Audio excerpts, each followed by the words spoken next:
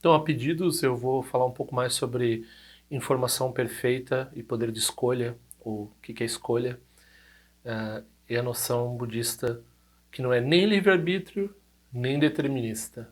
Então, a gente vai falar de karma e a gente vai falar de informação e de, portanto, de epistemologia, né, de pramana.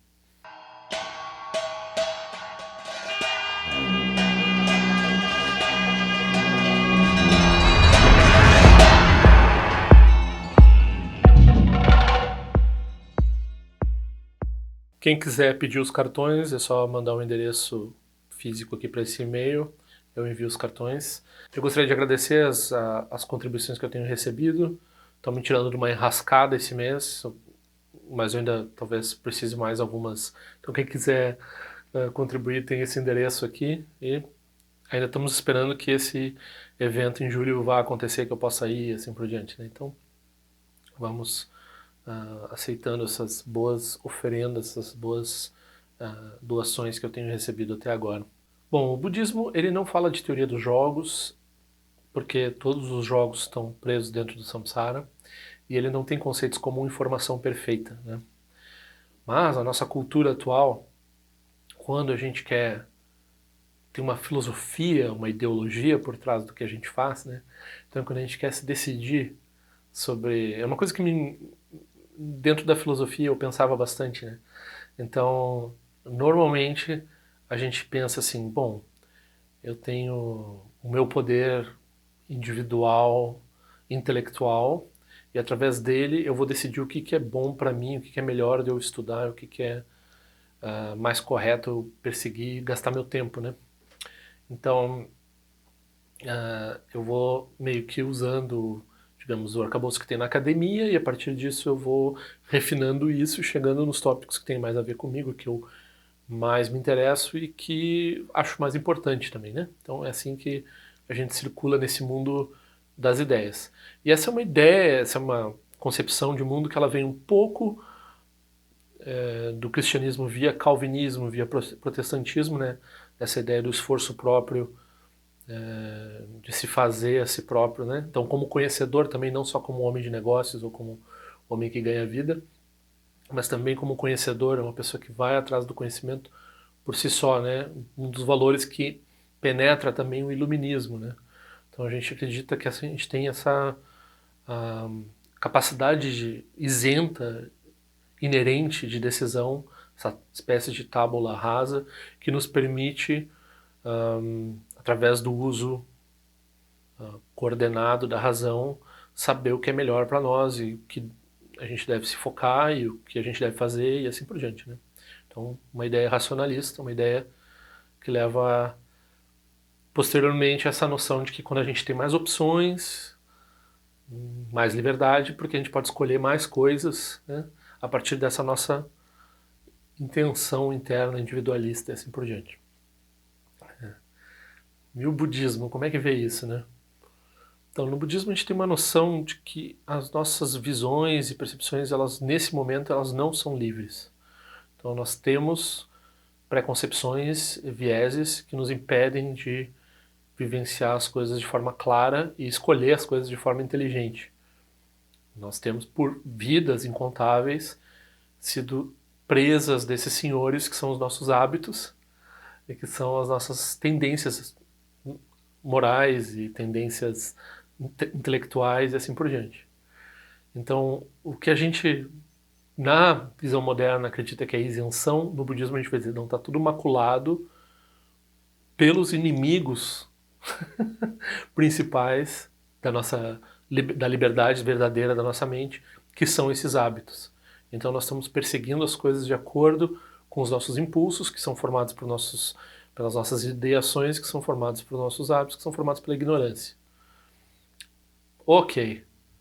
Daí, como é que a gente coaduna, né, o fato de que a gente tem uma certa liberdade, né, e a gente tem de certa forma a gente tem esses aprisionamentos. Então, a tradição ocidental, a tradição europeia, de forma geral, ela vai sempre colocar duas coisas em contraposição uma à outra, né? Ela vai dizer assim, ou a gente tem possibilidade de escolher, livre-arbítrio, né? Ou a gente não tem possibilidade de escolher, porque está tudo pré-determinado, seja por leis físicas ou leis químicas e assim por diante, seja pela vontade de Deus que desenhou o mundo dessa forma e assim por diante, né? E esses problemas, eles não são bem solucionados, né? Então a gente, como cultura, nessa herança greco-romana, alemã, francesa, inglesa, nós operamos segundo uma ideia de liberdade, segundo uma ideia de livre-arbítrio, né, no cristianismo, né? A principal coisa que Deus nos deu é essa capacidade de decidir entre o bem e o mal, e a gente poder decidir pelo bem de nossa própria volição e não porque, né, daí isso nos faz seres individuais, nos dá uma alma, nos dá uma individualidade, né? Então é isso que faz de nós mesmos. Isso é a ideia do cristianismo, né? E, por outro lado, quando a gente começa a examinar a ciência tem duas coisas, né? Ou as coisas são absolutamente caóticas, onde não há possibilidade de liberdade também, ou as coisas são absolutamente determinadas, superdeterminismo, também não tem possibilidade de liberdade. E daí, quando vão examinar o cérebro da gente, eles dizem, não, quando você acha que tomou uma decisão, na verdade, lá atrás, lá nos seus mecanismos cerebrais, inconscientemente, essa decisão já estava sendo tomada. Então, se você não estava consciente dessa decisão quando você tomou ela, na verdade você está se enganando com relação à decisão que você tomou. Então você tem um engano de que você tem liberdade de agir, liberdade de arbítrio, e esse engano deve ter alguma vantagem adaptativa, evolucionista, etc. Mas na verdade, o seu cérebro toma as decisões por você. E quem é você mesmo, né? Quem é o seu cérebro? Enfim, a discussão é grande porque, né, tem um problema difícil, né? Em filosofia, o problema difícil é a separação ou a união de matéria, espírito, corpo e mente, né? Então eles não resolveram isso. No budismo a gente não tem esse problema. Esse problema não existe no budismo. No budismo nós temos uma coisa relativamente determinada que não é absolutamente determinada. Então nós conquistamos, né, uma coisa parece à primeira vista existencialista, nós conquistamos a nossa liberdade. A nossa liberdade não é dada. A nossa isenção não é algo com que nós começamos, é algo que nós produzimos através da prática, né? Então a gente vai fazendo meditação, vai refletindo sobre o Dharma e a gente vai chegando a essa mente flexível que é capaz de decidir sem viés, que é capaz de realmente entender o que está fazendo e agir de forma consciente, desperta, né? Que é a ação Buda, que é a ação iluminada, que beneficia os seres. Antes disso, nós agimos de formas parciais, enviesadas, egoístas, temporárias, que vão produzir sofrimento para nós e para os outros lá adiante. Então, não está tudo escrito, e por outro lado, nós não temos um livre-arbítrio. Essa ideia de escolha do arbítrio, ela já é uma ideia que já pressupõe certas coisas que no budismo a gente não vai entrar nesse ponto. Então a gente tem que abandonar essa ideia de que não pode ter um terceiro excluído e dizer não é nem isso, não é nem aquilo. Né? Não é nem isso, nem aquilo.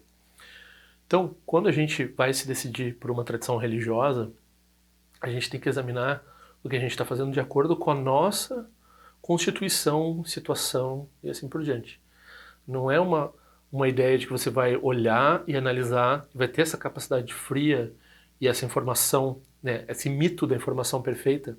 Esse mito da informação perfeita é não só eu sou capaz de decidir com base em informação perfeita, ou seja, eu tenho, me dizem exatamente o que é budismo, o que é cristianismo, o que é não sei o que, e a partir disso eu vou processar alguma coisa dentro de mim e eu vou chegar a uma conclusão sobre o que é o melhor, o que se coaduna com a realidade e assim por diante. Né? Então, esse é um sonho, assim, né? Porque, de um lado, você acredita numa isenção própria. Então, a mente parece que ela opera. A gente acredita nisso. A gente acha que a gente é esperto. A gente acha que a gente não está preso por hábitos. Esse é um dos maiores enganos que a gente tem, né? Na verdade, a gente tem viés, a gente tem hábitos, a gente está operando de forma parcial, a gente está operando de forma egoísta, e a gente está operando de forma que vai nos aprisionar e aprisionar os outros e assim por diante. A gente está tentando se livrar disso, né? Se a gente é praticante. Mas normalmente a gente acha que não, a gente acha que a gente já está completo, não precisa melhorar nada, O que a gente precisa melhorar é talvez ter mais uma informação ou outra, mas a nossa capacidade divina, essa centelha divina que Deus colocou em nós, isso já nós sabemos o que é melhor e o que é pior. Nós temos a capacidade de distinguir o certo do errado. Nesse momento, talvez não. Então, a gente tem um potencial, né? Então, a gente tem um potencial disso, mas a gente não está usufruindo desse potencial, segundo a tradição budista. Né? A gente poderia exercer esse potencial. Aí, por outro lado, lá fora, quando nos falam do budismo e do cristianismo e assim por diante, a gente acredita, bom, vai ter uma fonte fidedigna que estudou essas coisas, ou se eu analisar 2 ou 3 ou 4, eu vou ter uma visão coerente e completa de cada uma dessas coisas para fazer uma decisão clara. Porém, nenhuma fonte de informação sobre o que quer que seja é isenta também. E nenhuma fonte de informação sobre o que quer que seja é livre de complicação, de complexidade. Né? Então, ao invés de eu juntar várias visões e chegar numa síntese e descobrir o que realmente está lá e poder tomar uma decisão, na verdade, eu vou ampliar a confusão que há na minha mente com os meus próprios vieses, com os vieses dos outros. E eu vou ser convencido ou não convencido. Né? Eu vou ser convertido, né? Como se usa em outras tradições, a pessoa é convertida. E ela é convertida por uma mistura, se ela tem uma clareza do que está acontecendo, ela tem uma mistura de emocional, uma mistura de intelectual, uma mistura de vários fatores na vida da pessoa, momento da vida da pessoa, que a pessoa vai chegar e vai se dizer assim, não, eu fui por esse lado, não fui por aquele. O que a gente está dizendo aqui é simplesmente que o Dharma do Buda, ele é explícito com relação a isso. Então, ele não vai dizer assim, você tem uma capacidade isenta e a partir dela você vai entender o que a gente está dizendo e daí você vai escolher com uma... Não. Ele vai dizer, você tem que experimentar. Se isso é para você, então é para você. Se não for para você, não é. Né? Porque se a gente pensar que a gente pode ter as características de cada um das formas de budismo, de cada um, e daí com base nisso tomar uma decisão, na verdade a gente vai estar só reificando os preconceitos das pessoas que estabeleceram essas separações e estão falando nelas. Eu não vi ainda no Brasil, não existe alguém que entenda mais que a sua própria escola ou 2 outras, assim, o suficiente para não soar totalmente absurdo, assim, no budismo. Então, a gente vê as pessoas, às vezes, falando da própria coisa que elas têm conexão, elas falam bobagem. Né? Às vezes, dos outros, muito facilmente elas falam bobagem também. Não se tem aqui o que chegaria perto de uma visão isenta, acadêmica, o que poderia quase nos enganar que fosse uma fonte de informação correta com relação às várias tradições budistas. Não tem isso. Nós não temos isso. Nós estamos 100 anos longe disso. Se alguém se interessa pelo budismo, não vai encontrar um livro que explique sem viés isso e aquilo outro com relação ao budismo e provavelmente, né, eu não posso falar das outras tradições que estão há mais tempo no Brasil e na língua portuguesa, mas me parece que também não há grande clareza dentro, né, se a pessoa vai estudar teologia em algum lugar, mas ela já se decidiu mais ou menos pelo viés que ela vai, pela tradição que ela vai tomar, às vezes ela muda ou não muda, mas também ela está presa num jogo totalmente imperfeito e cheio de viés, e cheio de panelinha, e cheio de preconceito para todos os lados e pessoas falando isso e aquilo. Depois de muitos, muitos anos de experiência, ela consegue talvez se livrar de uns certos preconceitos ou angariar tantos outros e daí ela se assenta num lugar. Né? Então por que eu estou falando tudo isso? Porque é um sonho, uma quimera a pessoa pensar que ela vai chegar numa conclusão intelectual sobre o Dharma e dizer assim, isso daqui é o ponto final, o cume do pensamento humano. Assim. Nada melhor do que isso. É muito raro uma pessoa ter essa visão ampla e específica dentro do Dharma ao mesmo tempo. Né? Ou seja, ela se focar no Dharma e entender várias outras coisas e fazer a comparação de forma relativamente isenta para chegar nessa... E como é que uma pessoa normal que nem nós vai fazer? Uma pessoa que nem nós, a gente vai trabalhar dentro de um escopo do que funciona, do que é prático, do que se apresenta, do que pode ser feito, do que está presente na nossa região. E o budismo é uma coisa em comunidade. Então o budismo não é uma coisa só livro e informação, é uma coisa que se faz prática. A importância das cerimônias públicas é imensa dentro do budismo. Meditação em conjunto e recitação em conjunto, trabalho em conjunto, isso tudo é muito importante para a gente descobrir onde é que a gente está. E aí a gente confia no nosso intelecto, na nossa possibilidade.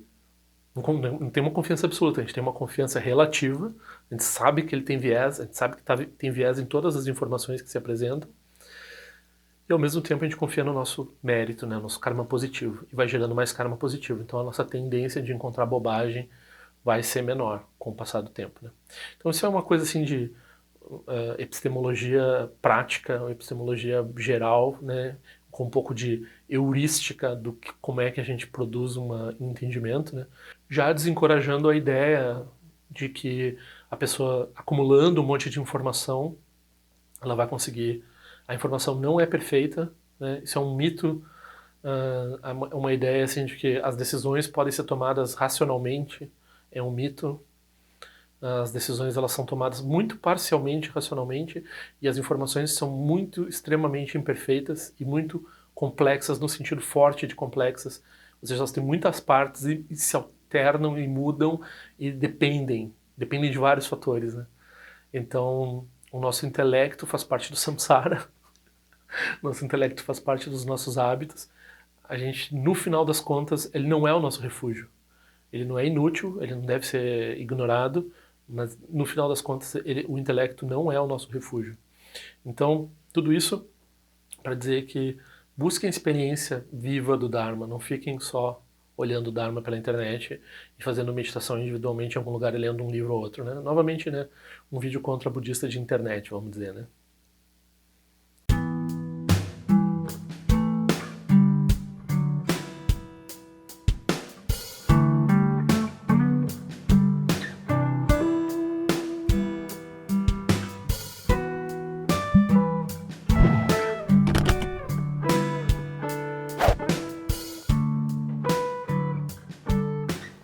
Ei, não esquece de se inscrever no meu canal, é importante para mim.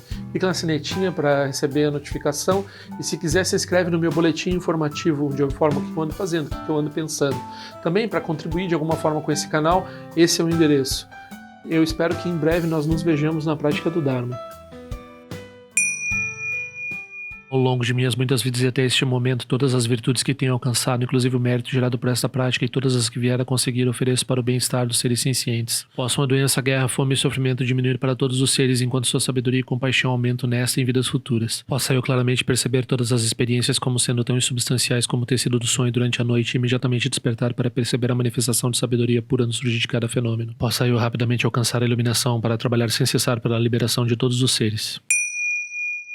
Nirawe Korajinga Sumpano Neoma Lundi Kwene Tirezi Wantensin Jasoeza Pekajar Produtin Jyochi Om Sochi Jamen Champene Jirasawa Kunchatuzi Zetai Bai Mediano Tutu Piamania Jogi Sasundatu Ten Jyochi Chime Kwene Pema Samba Sasura Jenseno Pai Garjuan Shujuku Tupeku Kuse Destintes Indar Shinju Jigmetu Jotu Panange Wanchatungo Pateno Muyengi Kupamalora Sanelundu Tileta Tutin Jyochi Pemeja Sum Pemeri Suji Pemetan Lachi Kusizuan Pemancho de Droma de Sojino Ni Bemelun de Jyochi Penenjo Ene Chimpote Payuri Nepadan de Basi Pechembundan Kuseja Senten Jyochi Kusun Sanje Guru Rinpoche Ngando Kondade Wajin Boja Barche com seu tutu da poça só deve só lá do só não são beje chuva dançam balão de dropa gelo uma rumba zaguru pema cede hun que loja som de loja alien sa som cha papel do jusho sung não guarda midral do sungele show